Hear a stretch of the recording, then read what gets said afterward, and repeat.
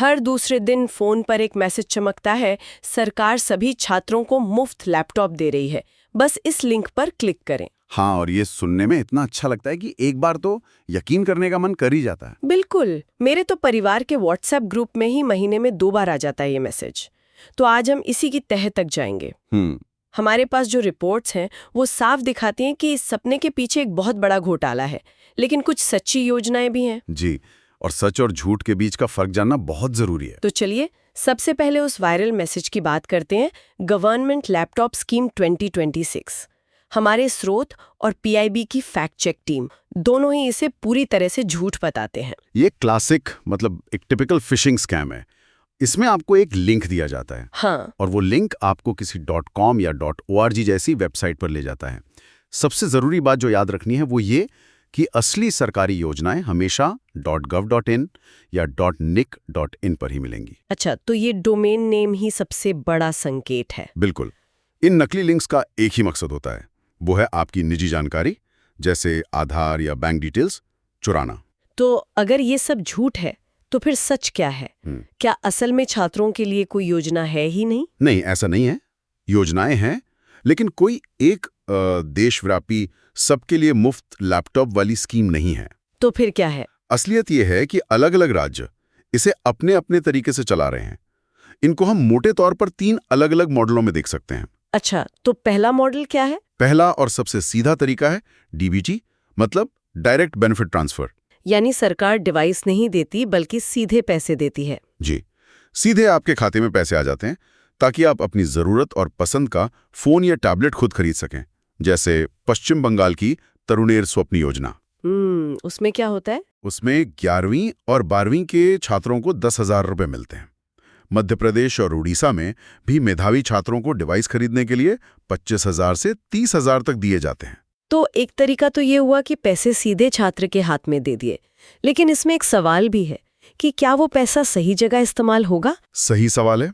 शायद इसी वजह से कुछ राज्य दूसरे रास्ते पर चल रहे हैं, जहां वो सीधे डिवाइस ही छात्रों को देते हैं। बिल्कुल सही। ये दूसरा मॉडल है और इसका सबसे बड़ा उदाहरण है उत्तर प्रदेश की डिजी शक्ति योजना। हाँ, मैंने इसके बारे में सुना है। इसका स्केल तो बहुत बड़ा है। बहुत बड़ा। इसका लक्ष्य है लगभग 1 करोड़ छात्रों तक स्मार्टफोन और टैबलेट पहुंचाना, और इसमें छात्र खुद अप्लाई नहीं करते हैं। तो फिर कैसे होता है?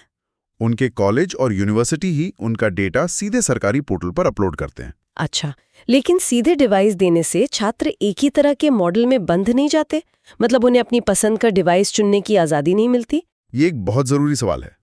देखिए, एक तरफ जब सरकार बड़े पैमाने पर खरीदती है तो डिवाइस सस्ते पड़ते हैं, पर दूसरी तरफ जैसा आपने कहा, छात्रों की अपनी जरूरतें अलग अलग हो सकती हैं। वो आज़ादी यहाँ नहीं मिलती। ठीक है, तो ये 2 मॉडल हो गए, और तीसरा वो क्या है? तीसरा मॉडल इन दोनों से बिल्कुल अलग है। वो एक तरह से अकादमिक प्रदर्शन पर इनाम जैसा है। इनाम जैसे बिहार में, वहां ये योजना हर छात्र के लिए नहीं है, बल्कि सिर्फ बोर्ड परीक्षा के टॉप 10 रैंकर्स के लिए है। जो टॉपर होता है उसे 1 लाख रुपए कैश, 1 लैपटॉप और एक किंडल ई रीडर मिलता है। अरे वाह, तो ये तो डिजिटल बराबरी से ज्यादा एकेडमिक उत्कृष्टता को बढ़ावा देने वाली बात हुई। बिल्कुल। और इन सब के अलावा एक और बहुत जरूरी और असली रास्ता है, वो है राष्ट्रीय छात्रवृत्ति पोर्टल यानी NSP। हाँ, NSP। ये कई केंद्रीय योजनाओं का एक असली मंच है। जैसे विकलांग छात्रों के लिए बनी योजनाओं के तहत लैपटॉप या कंप्यूटर खरीदने के लिए 45,000 रुपए तक की मदद मिल सकती है। ये दिखाता है कि असली सरकारी मदद बहुत लक्षित होती है, न कि सभी के लिए जैसा कि घोटालों में दावा किया जाता है। तो आज की बातचीत का निचोड़ ये निकलता है कि सभी छात्रों के लिए मुफ्त लैपटॉप जैसी कोई एक जादुई राष्ट्रीय योजना नहीं है। इसकी जगह राज्यों की अपनी अपनी अलग अलग सोच वाली योजनाएं हैं, और NSP जैसे पोर्टल हैं जो खास जरूरतों को पूरा करते हैं। तो सबसे बड़ी सीख यही है कि किसी भी फॉरवर्ड किए गए मैसेज पर भरोसा ना करें। बिल्कुल। भरोसा करने से पहले हमेशा scholarships.gov.in जैसी आधिकारिक वेबसाइट पर जाकर जानकारी को वेरीफाई करें। अपनी निजी जानकारी किसी के साथ भी शेयर करने से पहले 100 बार सोचें। और जाते जाते एक सवाल हम सबके लिए छोड़ जाते हैं, क्या छात्रों के हाथ में सिर्फ डिवाइस थमा देना ही काफी है, या असली चुनौती उन्हें लगातार सस्ता इंटरनेट और सही डिजिटल ट्रेनिंग देना है ताकि वो इन डिवाइस का पूरा फायदा उठा सकें?